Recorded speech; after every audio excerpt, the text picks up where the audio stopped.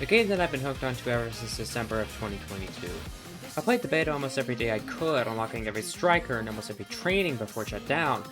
And now with the game's release, along with its constant updates it's been getting, I'm still addicted to it. However, that's not what I will be talking about today. No, today I will be ranking every backstory of each striker in the game so far. As of this recording, the newest striker is Fini, meaning we got 18 strikers to cover. For this video, I'll be looking at the first half of the backstories, from 18 to 9. So what is my criteria for me to like the backstory? Well, obviously it's up to preference and is all my opinion.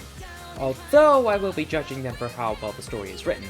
I'll also be giving a summary of the backstory before going into my opinions. So if your favorite character doesn't have the ranking you think they deserve, please discuss it down in the comments below and tell me why they should be higher or why a certain character should be lower. Also be sure to like, comment, and subscribe to help my video get noticed and be notified whenever I make new videos. Anyways, without further ado, my name is Nabbitman, and here is my ranking for all the backstories of the Omega Striker cast. Go Strike!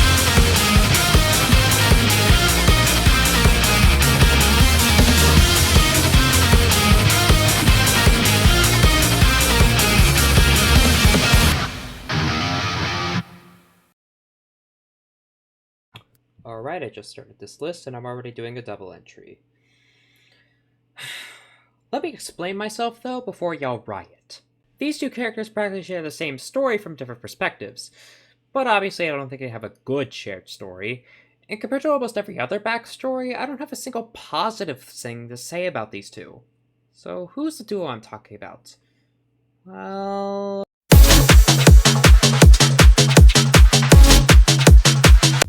Yep, not counting Zentaro and Rasmus, the only twins Vice and Octavia, the first new post-release characters, I think have the worst lore out of the rest of the cast. Before you guys try to crucify me, let me explain why I absolutely despise their lore. Octavia and Vice are twins born a few minutes between each other. Octavia is the oldest and often gaining respect of adults. Vice was the opposite, being loud, wanting to do things her own way, and often getting herself in trouble. Octavia often covered her Vice's troubles, and the two of them were inseparable. They dreamed of wanting to be a famous musical duo around the world while also being great at course strike together, being able to cover each other's weaknesses. Their parents recognized their musical talent and enrolled them into a music academy in their early teens. Octavia's eyes were open to the many different styles of music, knowing she has a lot more to learn. Octavia remained the star kid she was, while Vice struggled in this new environment. The teachers were strict and didn't approve of Vice's style. Octavia and Vice's relationship started to strain since Octavia became obsessed with making the perfect song and helped Vice less and less, to the point of emotionally abandoning Vice.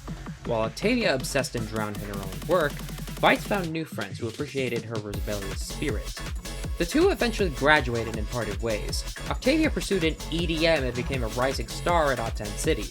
Despite her rising success, Octavia wasn't satisfied with the work that she created and would often slave away in the studio to make a track that would satisfy her perfectionism. Vice, however, became an icon in the underground punk rock scene but struggled with success. Vice would keep a face of determination while in the public, but deep down, she felt betrayed by her sister. A few years after the careers kicked off, Octavia and Vice both were invited to Odd 10 City's biggest music festival. Vice was booked on a side stage as an opener, while Octavia was booked to headline the festival. Vice put on such a lively performance, while Octavia watched from the background. Octavia congratulated Vice backstage, but Vice felt her rage boil up and rejected her comment by calling it shallow. The two of them got into an argument, causing Vice to storm off to her trailer for the rest of the festival, while Octavia was stunned by the amount of pain she caused upon her sister. Octavia connected with Vice a few days later over text. She offered for the two of them to try the one thing they enjoyed together, course strike. Vice was surprised to see such a message from her sister and refused the offer, but Octavia pestered Vice until Vice reluctantly agreed to play. They now stand at the Pro League together to hopefully rekindle the relationship they once snuffed out. I hate this story. Octavia and Vice are hardly redeemable characters, and it's really obvious who they want you to side with for the sisterly bickering. Octavia's just a selfish, workaholic person who puts work over family. She doesn't feel any remorse until after the two of them fought backstage at the festival. Are you telling me neither of them tried to rekindle their relationship before it got this bad? No text, no phone call, no discussion while still at the academy? And you want to tell me that Octavia didn't try to help out Vice when she was in desperate need of it? I get that taking the fall so many times will become tiring, but she couldn't have at least pulled Vice aside and try to act as emotional support? Her personality becomes bright as day when you start asking why she couldn't have reconnected sooner. and Vice, while being the victim, isn't all that better. I get that she feels like a shadow of her sister while at the academy, but she couldn't have confronted her sister when she became self-absorbed in her work. And why, of all times, would you confront her backstage and not, oh, I don't know, after the music festival ended? If that's not enough, they don't really have a reason to be in the pro leagues whatsoever. Every character has a reason to be there, whether they were signed on as pro players, or reigning champs, or personal reasons that make sense. Octavia and Vice are here just to rekindle a lost sibling friendship. If they wanted to do that, why can't they collaborate on a song? Why does it have to be the pro league? Why can't it just be pickup games or the amateur league? The justification for them being there quickly melts away once you realize they really don't need to be here at all. These two just have the worst backstories just for how they truly are and that they don't need to be here. Don't get me wrong, gameplay-wise they're tons of fun, especially Vice, but lore-wise, they really don't have a good enough reason to be in the pro leagues and are just awful to each other. Seriously, get some therapy. Alright, that's 2 fan-favorite waifus down. Who's next?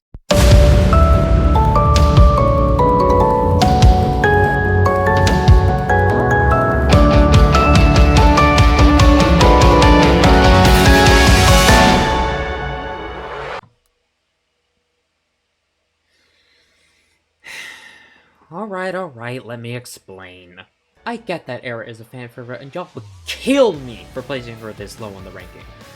But lore-wise, Era kinda doesn't have a character. Here's what I mean. As a child, Era used her powers to toy with kids by sapping their strength if they ever challenged, upset, or questioned her. However, an accident happened which caused her to become an outcast and now keeps to herself. One day, on the core strike fields, Era met Kai. Kai wasn't afraid of Era and actually asked to join his team as long as she helped Kai boost his abilities. The two were incredible, and Era's crush on Kai began since he sees her as a friend and not a freak. Years later, Kai went on to the Pro League but fails to take down the champion, Estelle. Kai asked Era to join, and with her support, Kai took down Estelle and became the new champion. Kai basked in the glory while Era stayed in the back, trying to gain the courage to confess their love to him. Unlike the last entry where I didn't like the character of Octavia and Vice, I don't like this story for how it doesn't develop Era as a character. I mean, Kai is putting the spotlight more in her own story. That may be intentional since she's meant to keep to herself and be introverted, but she feels more like a plot device for Kai to stay champion than as a character who also has feelings for Kai and helped him become champion. The only bit of character we got was that she was a mischievous, vengeful kid who used her magic to show dominance on other kids. But after an accident that isn't really explained, she just becomes the shy, recluse girl that we know of now. Speaking of magic, I really wish we knew how magic works in this world. About half the characters who use magic don't give a proper explanation as to how they gain their magical abilities. Are people born with it? Does everyone have an innate ability to use magic? Does it develop over time? Are there magical schools? I wish Era's story would give more detail as to how people gain magic. If she went to a place that accepted her for being a magical misfit, she probably would be higher on this list. But she doesn't. I feel like Era had the potential to be an interesting character who also expanded on the world building, but she's just the introverted love interest. And that's all I can really say about her. Sorry. I'm gonna be honest, this character is this low just because of how much of a carbon copy he feels to a certain other character. So I'm just gonna get this out of the way real quick.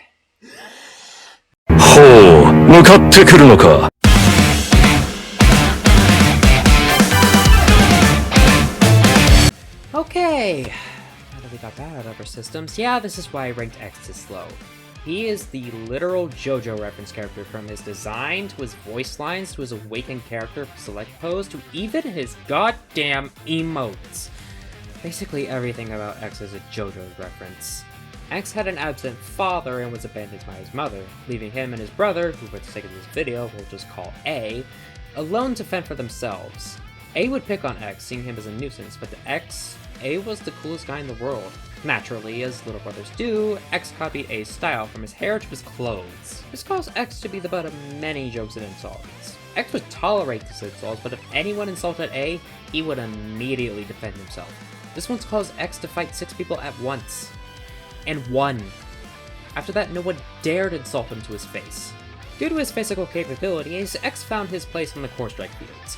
He was feared across the amateur league. Not one person would dare go one-on-one with him. Unfortunately, this reputation caused Pro League teams to be afraid that his eccentricities would make him an uncontrollable ally. At least teams that aren't Kai's. X was signed on to the Emperor Monarchs thinking his abilities would be complemented by Era's. Now X steps into the Pro League looking for a fair one-on-one brawl. No magic, no text, no gimmicks whatsoever. He wants someone to revel his abilities and style. If it isn't obvious enough, X feels like they took Josuke Higashikata's backstory and tweaked it so that it would fit in the Omega Strikers world while also not being a total ripoff. I mean, let's compare the similarities. They both had an awful event happen in their life, only saved by someone much older. They copied something about their savior and sees an insult to them as an insult to said savior, and they are incredibly defensive about their hair, which are mostly the same in terms of them being pompadours. Now, there are a couple differences. Josuke never had a sibling, and still has his mom. X doesn't have a stand or some kind of inhuman capability. Obviously, there's the whole Core Strike thing, and Josuke's more heroic, while X is more antagonistic. But that's about it. I genuinely think that Odyssey's writing team just wanted to have a JoJo character in their game, and they really love Part 4, so they just settled for what's basically Diet Josuke.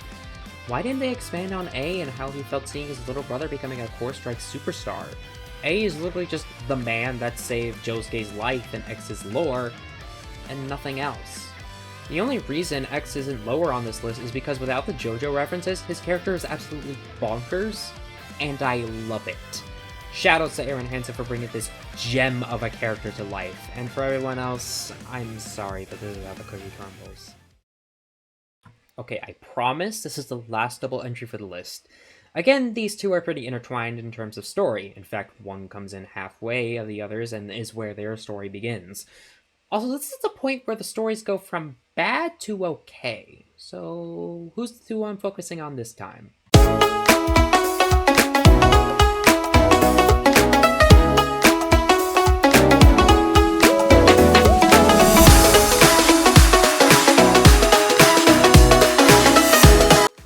Jeez, I keep getting the popular characters to be low on the list.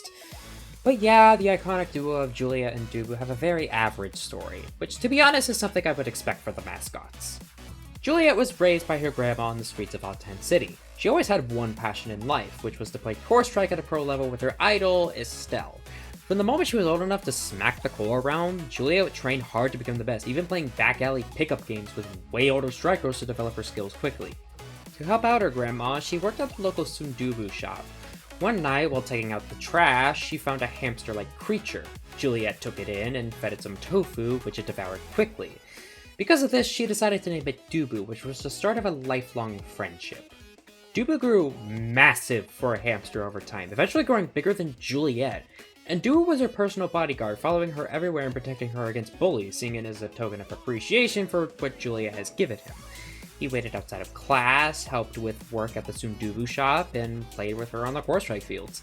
The two were an incredible duo, with Juliet's brutal offensive playstyle being complemented with Dubu's great defense. Soon enough, they flew through the ranks of Amateur League and were scouted by a wealthy mogul wanting to make the next great big Pro League team. He made the offer to Juliet, but Juliet wasn't going anywhere if Dubu wasn't coming along. Reluctantly, the mogul agreed to have Dubu join and were put on a team with Estelle. Juliet has finally achieved her dream, but now her dreams have changed. Now, playing alongside her idol and against her heroes, she's intended on becoming the champion. Dubu intends on helping Juliet reach her goal, while also hoping to learn more about his past. This story is, like I said, fine for what it is. It's a simple story of a rising star who wants to achieve her dreams for her favorite sport. We know that Juliet is ambitious and that Dubu is protective of her as a way of thanking her. But there is one plot point that wasn't really explained. In Estelle's story, we learn that she actually retired from Core Strike after being dethroned as champion from Kai. So what did Juliet do when finding out about this news? Did she feel depressed about not being able to play with her lifelong idol? If she did, how did she recover from this depressive state? Did she not feel depressed and instead felt motivated by this news as a way to carry on the torch? This is a pretty big plot point that unfortunately won't be discussed until we either get a comic or a reworked backstory. Also, Dubu's story is fine. Like Era, there isn't much to go off of other than that he's a protective bodyguard for Juliet, though that's not really the fault of Dubu since he doesn't have his past. But I do have a theory about what his past could have been that I'll discuss later. But until it gets confirmed, this tag team duo stays here on my list. Alright, let's talk about the character whose plot is centered around the disappointed dad anime trope.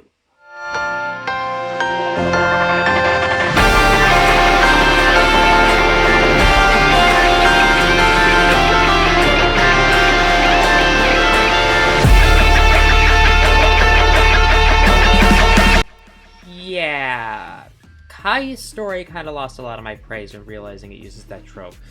Let me just summarize the story so you get what I mean. Kai was born into a prestigious family of pro strikers. Unfortunately for Kai, this caused him to be forced into becoming a pro striker and to be one of the greats. Anything but would be considered disappointing. Kai was trained relentlessly and faced pro strikers by the age of 10. By 15, Kai walked into the pro league for his rookie season.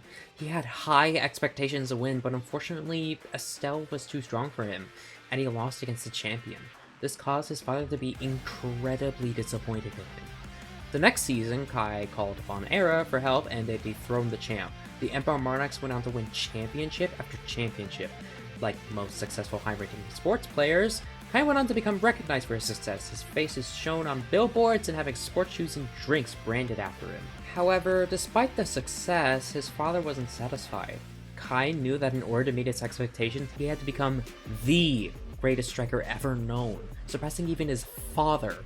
Thankfully, the Pro League looks stacked with old and new foes to face. Hopefully Kai will be able to get the challenge he seeks to prove he can succeed his father's expectations.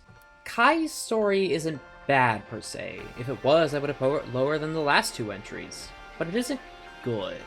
The story makes sense for what it's wanting to tell and who Kai is and why he's here. But to be honest, relying on a trope used in plenty of anime and overall fiction kind of feels lazy and gives off some missed potential. What if Kai really hated the fact that he was forced into becoming a pro striker, and by the time he appeared pro for his rookie season, he lost purposely in the first game to shove it in his deadbeat dad's face that he wanted to do something else in his life and doesn't need his approval. And despite his love for this hobby that he can now focus on, he missed that competitive spirit, and now he decides to try to do Core Strike one more time, this time through his own will and not someone else's. That alone already sounds far more interesting than son wants father's approval, but father's a dickhead, so son has to do everything in his power to impress him. Like I said, I don't think Kai's story is bad. I just feel like it had an idea that could have made Kai a cooler and more interesting character, but relied on an old anime cliche instead of branching out. But for who Kai is meant to be in this lore, it works out fine. And speaking of champions...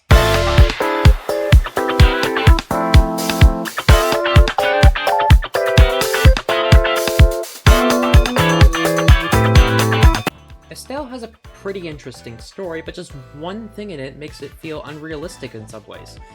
See if you can spot it. Estelle was the youngest champion in the Pro Core Strike spotlight. She had many fans and it put a lot of pressure on her. Despite the pressure, however, she seemed to always pull through. That was until Kai came back for a rematch and lost. The moment she lost, her passion for the game burnt out entirely, and she immediately retired from Core Strike. While in retirement, she decided to pursue modeling and use her fame to become a fashion icon, even appearing in blockbusters.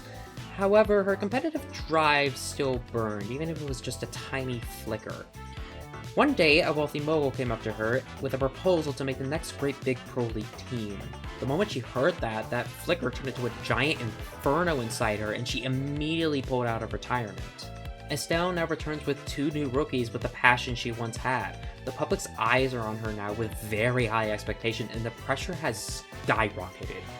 However, Estelle isn't focused on the crowd this time. She's focused on taking back her throne as champion. So to those who didn't notice, the part I have issue with is the whole drive to compete thing going on with her. After losing to the Ember Monarchs, her passion for the game and competitive drive seems to instantly snuff out, considering she decided to retire after being dethroned. But after some time in modeling, she was given an offer to make a new, better team, and she instantly has her will to compete and passion for the game brought back? This makes me feel like Estelle is just a sore loser after Kai became champion, and the voice lines where she faces Kai gives off a vibe of a mortal enemy. Kai, I'm coming for what's mine. Ugh, Kai. This really could have been a better story if, say, she was thankful to be dethroned and could finally pursue her passion of modeling. And while she was given the chance to be brought back into the spotlight, she was hesitant at first because she was champion in her prime, and her pulling out would be risky because what if she loses? Would she be questioned, even shamed for pulling out of retirement, only not to regain her title? When she's introduced to Juliet and Dubu realize the skill and passion they have, she decides to give it a shot. But this time, it doesn't matter if she wins or loses. She'll be going all out with style. I don't know, at least that's how I think Estelle could have been a cooler character as the champion who's fallen from grace. Other than that, though, Estelle's a really cool character for what she is. And just like that, we've gotten half of the full teams out of the way. So about this entry, I originally considered them being lower on the list for how similar they are to someone. But after considering it, I think their story is diverse enough to be on their own. And obviously I think it's better than who I was going to place it with, so who am I talking about? Well, let's discuss it over some tea.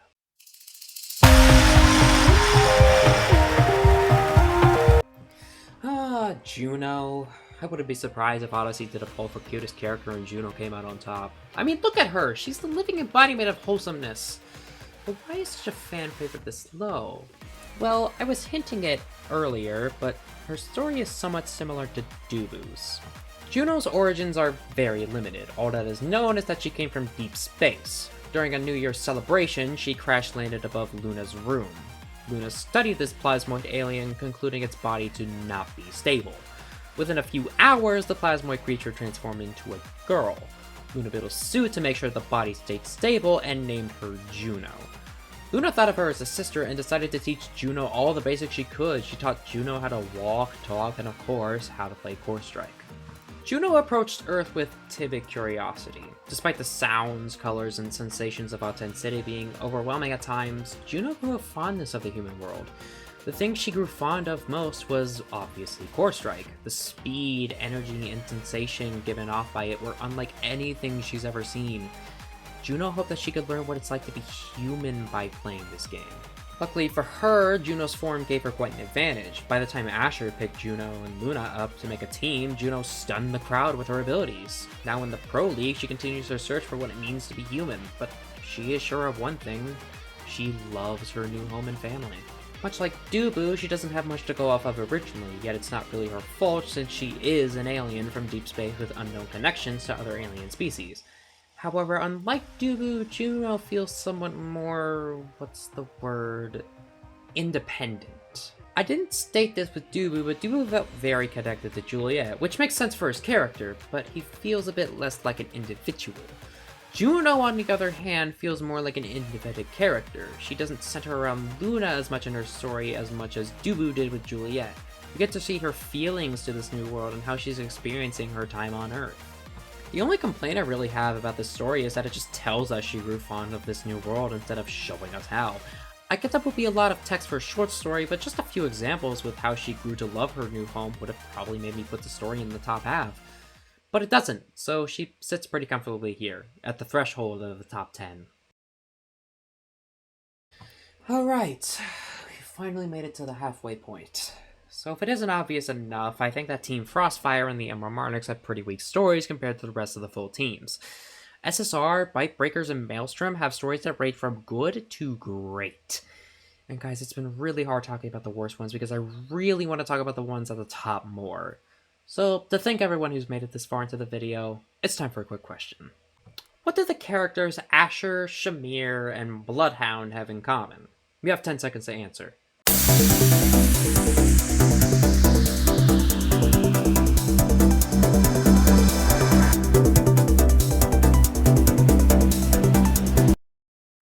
If you guessed they are all voiced by Allegra Clark, you'd be correct!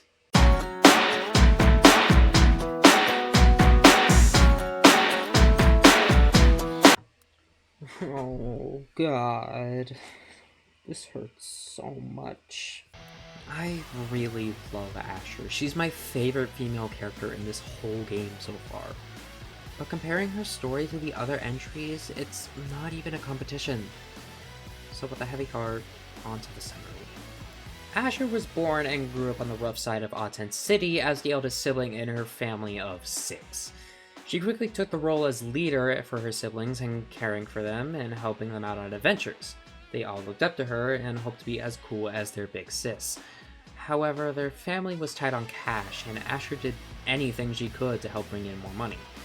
Asher did notice that it was pretty common for people to bet on pro course strike matches, and decided to use that as a way to help her family out.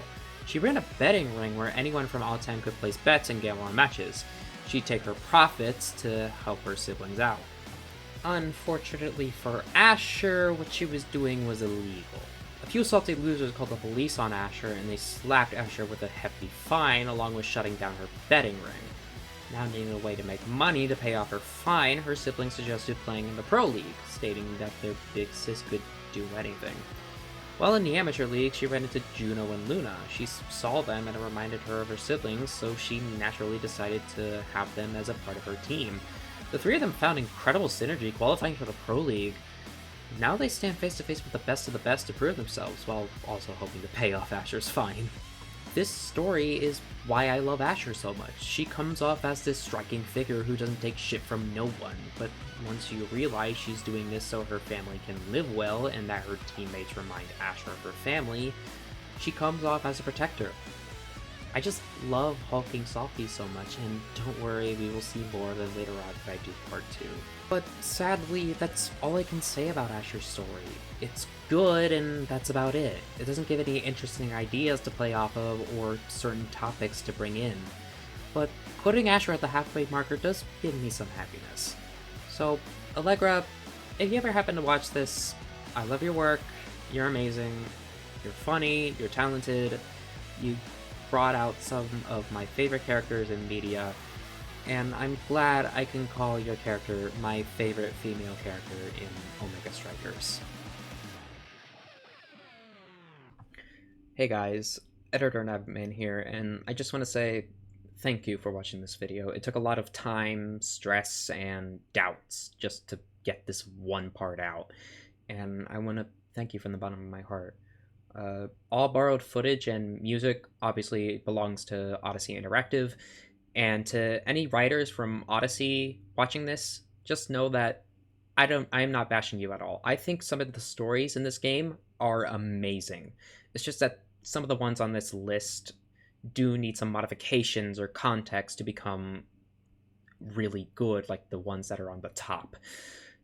And I struggled a lot making this video. I struggled with thinking I wouldn't be entertaining or funny, thinking that nobody's gonna watch this. Who's gonna watch me when they can watch somebody else? But after some talk with friends, I just decided to go for it, and here I am now.